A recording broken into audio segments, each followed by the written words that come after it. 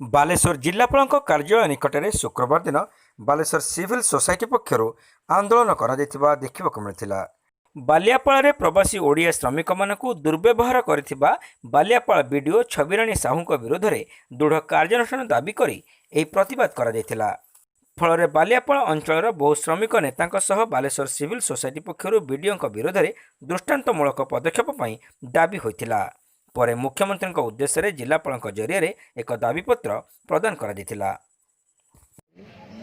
भिटामाटी मोहरे व्याकुलित श्रमिक जितेबाला खरा तरारे आसी पहुँचिकी आम वीडियो बालियापाल वीडियो छबिराणी साहू को पानी मागी बस भितर 2 घंटा 40 जन अपेक्षा कर बाहर अपेक्षा कर खरारे 3 घंटा अपेक्षा कलापर जो पानी मागी पानी देवार विलम्ब होते वीडियो साहेबा से जो प्रकार अशालीन अश्राव्य असंविधानिक व्यवहार कटुवाक्य प्रयोग कर गणमाध्यम भाइराल होने जानते से गणमाध्यम को धन्यवाद दूची।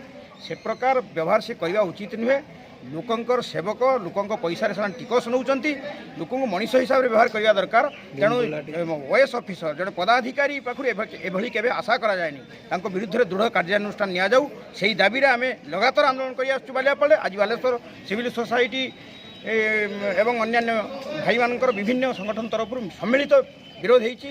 बालियापाल बालेश्वर जिलार स्वाभिमान मनीषर सम्मान एवं प्रवासी श्रमिक आत्मसम्मान प्रति घोर कोठारघात करमें दृढ़ निंदा करुँ विरुद्ध दृढ़ कार्यानुष्ठान हो। राज्य सरकार एवं केंद्र सरकार जो लॉकडाउन घोषणा कले से राज्य सरकार एवं केंद्र सरकार निर्देशनामा जारी कले जो माने श्रमिक अच्छा से माने निज राज्य को फेरी आसतु। राज्य सरकार एवं केंद्र सरकार निर्देशनामा को मानी बालियापाल पिला माने जो माने चाकरी बाकरी न पाई पाठ पढ़ी जो माने चाकरी बाकरी न पाई निज राज्य को फेरी मात्र दुर्भाग्यर कथा बालियापाल वीडियो छबिराणी साहू से अति कठोर भाषा ताच्छल्य कले।